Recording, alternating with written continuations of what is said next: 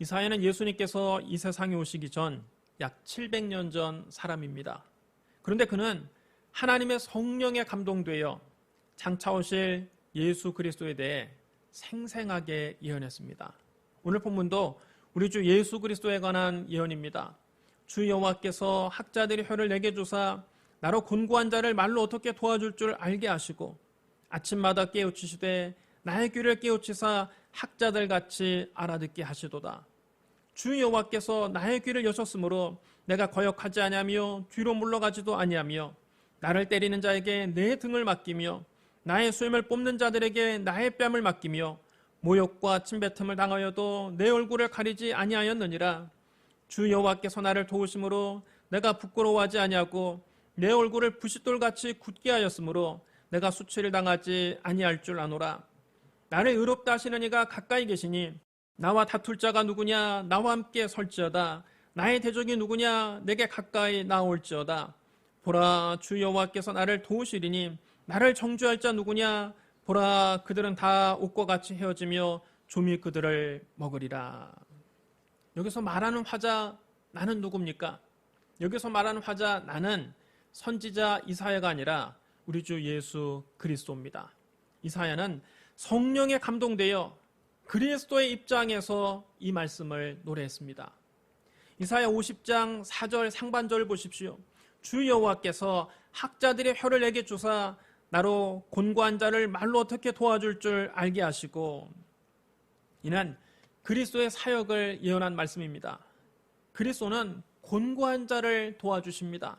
실제로 예수님은 이 세상에 오셔서 인생의 무거운 짐을 지고 힘들어하는 사람들을 위로하시고 도와주셨습니다. 예수님 말씀하셨습니다. 수고하고 무거운 짐진 자들아 다 내게로 오라. 내가 너희를 쉬게 하리라. 여러분 따라해 주시기 바랍니다. 수고하고 무거운 짐진 자들아 다 내게로 오라. 내가 너희를 쉬게 하리라.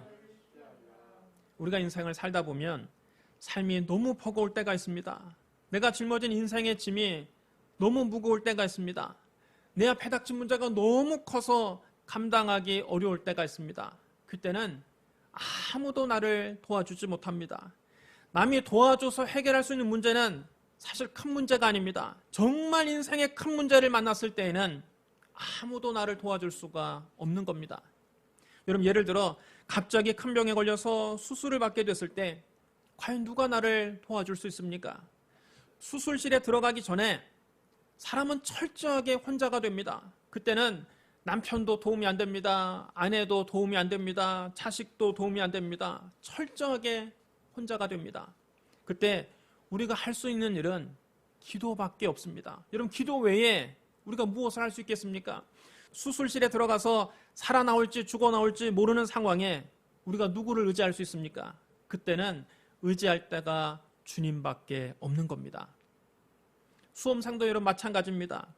시험이 1년 남았을 때는 주변에서 도와줄 수 있습니다. 부모님이 뒷바라지를 해줄 수도 있고 학원 선생님이 도와줄 수도 있습니다. 그러나 막상 여러분 시험 당일은 어떻습니까? 그때는 철저하게 혼자가 됩니다. 시험장에 들어갈 때 누구와 함께 들어갈 수 있습니까? 부모님과 함께 들어갈 수 있습니까? 학원 선생님과 함께 들어갈 수 있습니까? 그때는 의지할 때가 주님밖에 없는 겁니다. 무엇보다 죽음 앞에서 인간은 철저하게 혼자가 됩니다. 죽음이 눈앞에 닥쳤을 때 그때 누가 나와 함께 갈 수 있습니까? 부부가 한 이불을 덮고 수십 년간 같이 살아도 임종의 순간에는 철저하게 혼자인 것입니다. 자식들을 수십 년 길렀어도 임종의 순간에는 망자와 유족일 뿐입니다. 죽음을 함께 할 수 있는 사람은 아무도 없습니다. 그때 우리가 의지할 수 있는 분은 오직 주님밖에 없습니다. 이렇게 여러분 인생의 진짜 위기의 순간에 우리는 철저하게 혼자가 됩니다. 인생의 진짜 중요한 순간에는 수고하고 무거운 짐을 나 홀로 짊어져야 합니다. 이것은 위기를 만나본 사람은 다 압니다. 그때 곤고한 자를 도우시는 분은 오직 주님뿐이십니다. 그러면 여러분 인생의 위기가 찾아올 때 사람을 찾아다니며 도와달라고 하소연하지 마십시오. 사람 만나서 상담하려고 하지 마십시오. 그게 사실 별 도움이 안 됩니다. 진짜 중요한 결정은 혼자 내려야 됩니다. 그때 우리가 의논할 수 있는 유일한 상대는 주님뿐입니다. 내 모든 짐을 주님 앞에 아려면 주님의 근심에 쌓인 날 돌아보시고 내 근심을 맡아주십니다. 내 짐이 점점 무거워질 때 주 예수님 앞에 아려면 주님의 친히 내 짐을 대신 짊어져 주십니다. 인생의 무거운 짐을 나 홀로 짊어지고 견디다 못해 쓰러질 때 나를 불쌍히 여기시고 구원해 줄 분은 오직 예수님뿐입니다. 그럼 여러분의 수고하고 무거운 짐을 주님께 맡기고 주님이 주시는 쉼과 평안을 얻으시기를 주님의 이름으로 축복합니다. 그 다음 이사야 50장 4절 하반절을 보십시오. 아침마다 깨우치시되 나의 귀를 깨우치사 학자들같이 알아듣게 하시도다. 여러분 따라해 주시기 바랍니다. 아침마다 깨우치시되, 이는 그리스도의 기도를 예언한 말씀입니다. 사람이 공고한 사람을 계속 만나다 보면 자기도 지치게 됩니다. 어려움 당한 사람들을 만나서 힘들다, 아프다, 괴롭다, 죽겠다 이런 부정적인 얘기들을 계속 듣다 보면 듣는 사람도 힘들고 괴롭고 지치게 됩니다. 사회복지사나 정신과 의사가 힘든 이유가 거기 있습니다. 예수님은 공고한 자들을 계속 만나셨습니다. 공고한 자들이 쉴 새 없이 찾아와서 때로는 식사할 겨를도 없으셨습니다. 그럼에도 불구하고 예수님께서 지치지 않고 공고한 자들을 계속 도우실 수 있었던 이유는 아침마다 기도하시며 아버지 하나님과 깊은 영적인 교제를 나누셨기 때문입니다. 마가복음 1장 35절에 이렇게 기록되어 있습니다. 새벽 아직도 밝기 전에 예수께서 일어나 나가 한적한 곳으로 가사 거기서 기도하시더니. 여러분 따라해 주시기 바랍니다. 새벽 아직도 밝기도 전에 예수께서 일어나 한적한 곳으로 가사 거기서 기도하시더니. 이것이 예수님의 비결입니다.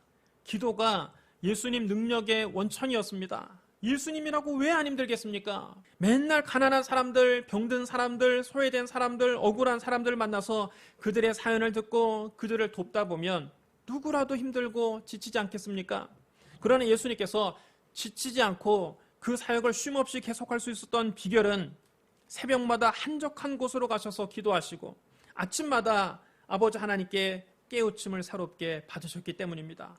예수님은 곤고한 사람들을 도우셨고 당신은 아버지 하나님께 도움을 받으신 겁니다. 하나님의 아들이 이처럼 아침마다 아버지 하나님께 세임을 받으셨다면 우리같이 평범한 인생들이 아침마다 하나님께 세임을 받아야 함은 두말할 필요가 없는 겁니다. 특별히 남을 돕는 직업을 갖고 계신 분들은 이 점을 명심하십시오. 감정노동을 하시는 분들도 이 점을 명심하십시오. 사춘기 자녀들을 키우는 부모들도 이 점을 명심하십시오.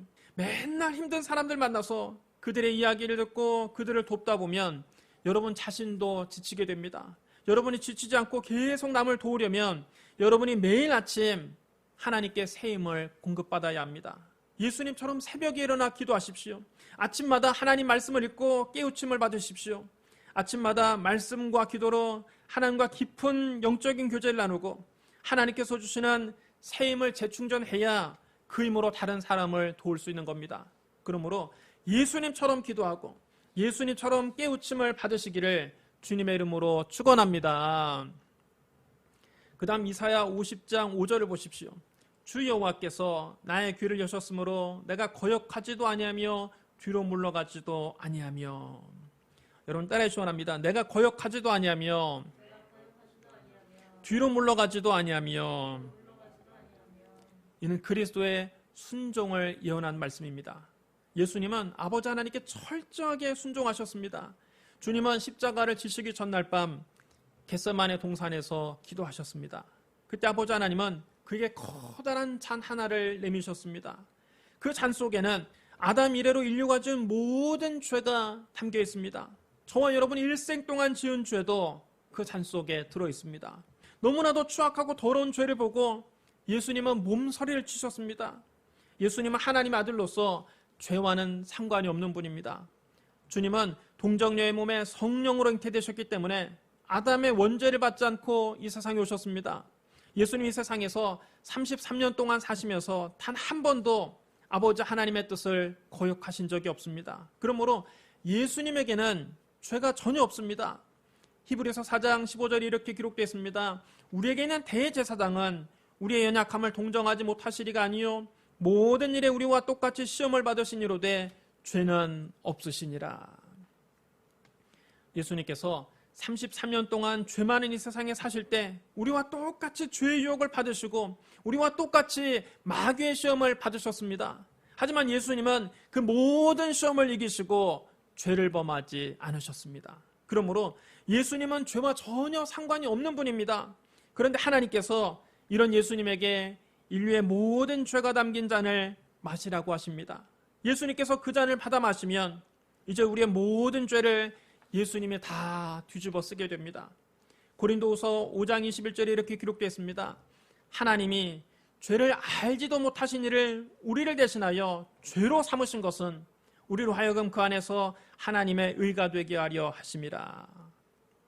하나님은 죄를 알지도 못하시는 예수님에게 죄 자체가 되라고 하십니다. 죄덩어리가 되라고 하십니다. 예수님께서 그 잔을 받아 마시면 우리의 모든 죄가 예수님에게 옮겨갑니다. 예수님 우리의 죄를 대신 짊어지고 십자가에서 심판을 받게 됩니다. 예수님께서 그 잔을 받아 마시면 하나님께 버림받게 됩니다.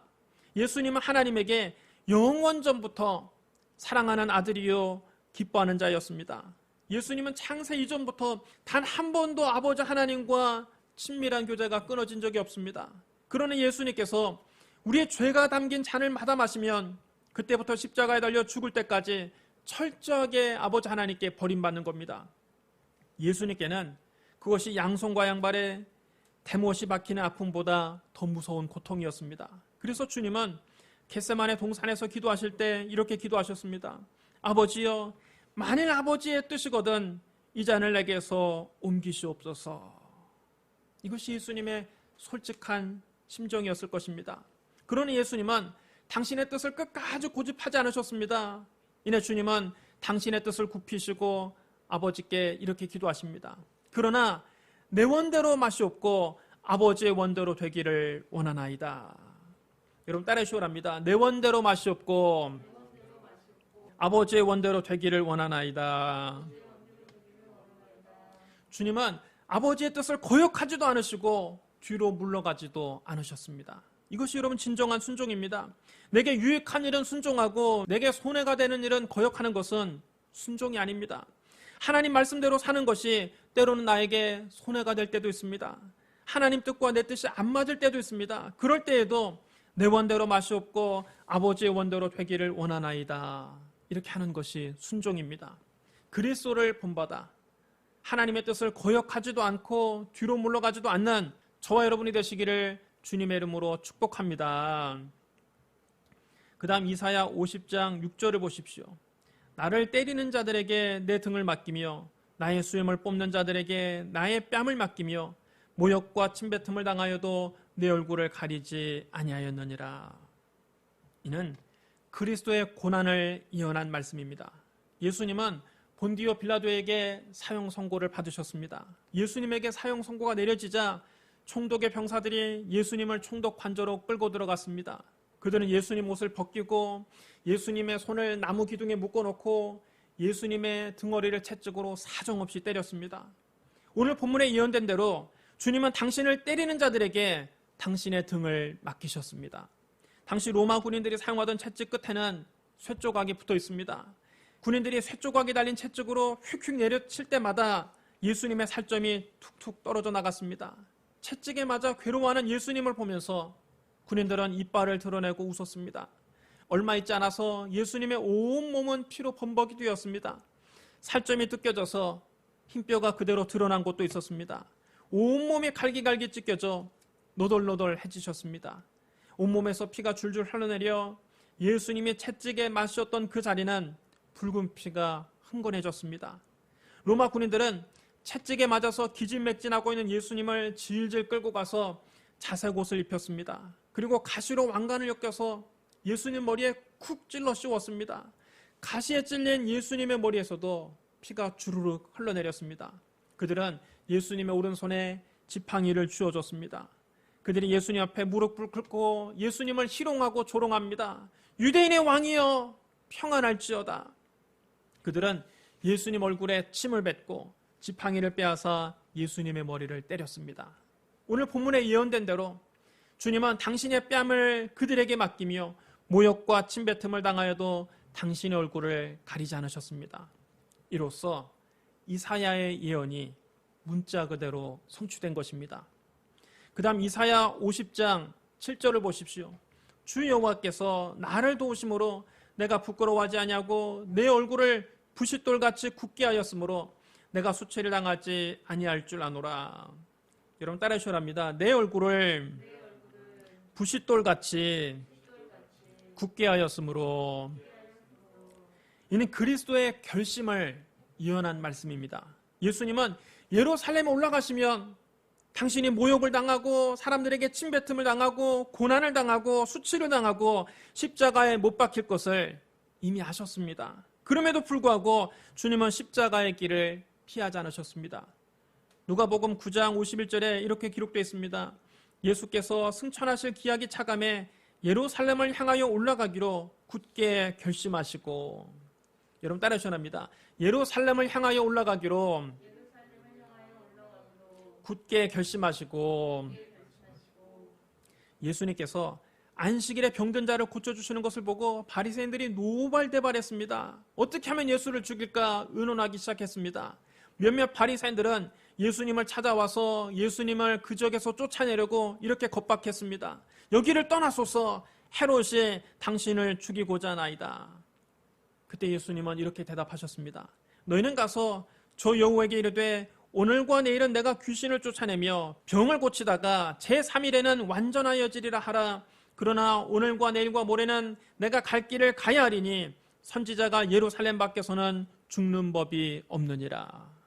여러분 따라 하셔랍니다. 내가 갈 길을 가야 하리니.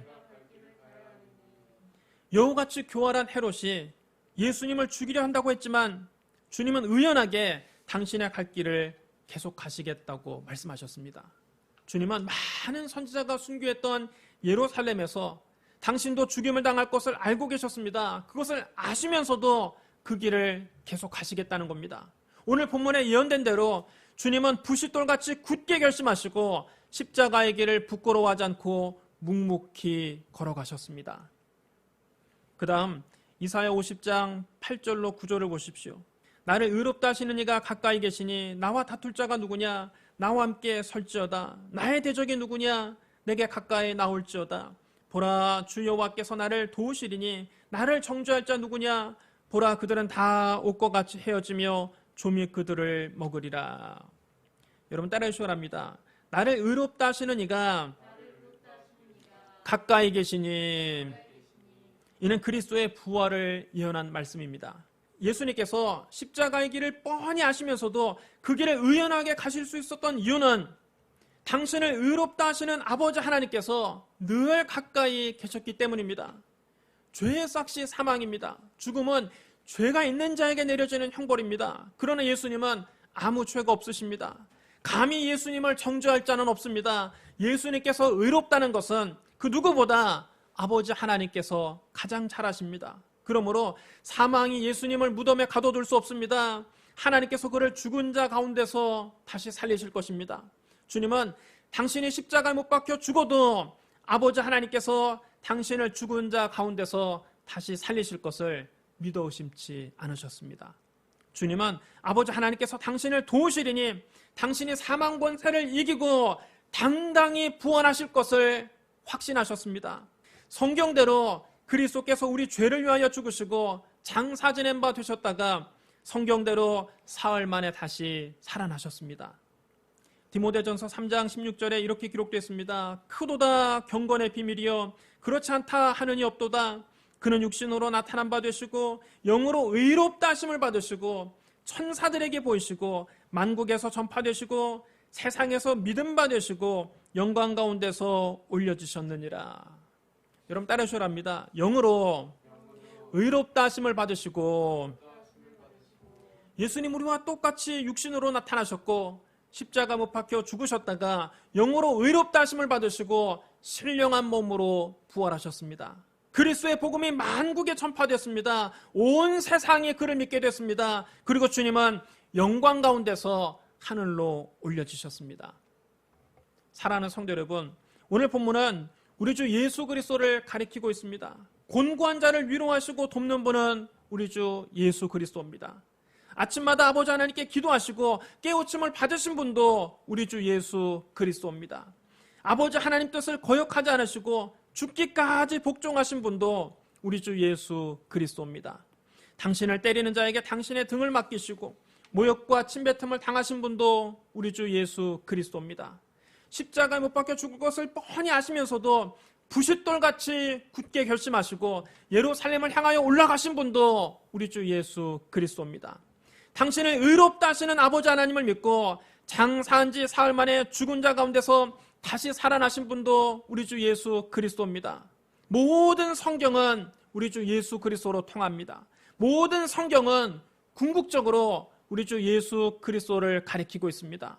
그러므로 여러분, 항상 예수님을 바라보시고 예수님을 믿고 예수님을 의지하고 예수님을 묵상하고 예수님을 더 깊이 알아가는 저와 여러분 되시기를 주님의 이름으로 축원합니다.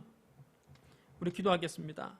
사랑과 은혜가 풍성하신 하나님 아버지, 예수 그리스도를 우리에게 보내주셔서 곤고한 우리를 도와주시니 감사합니다.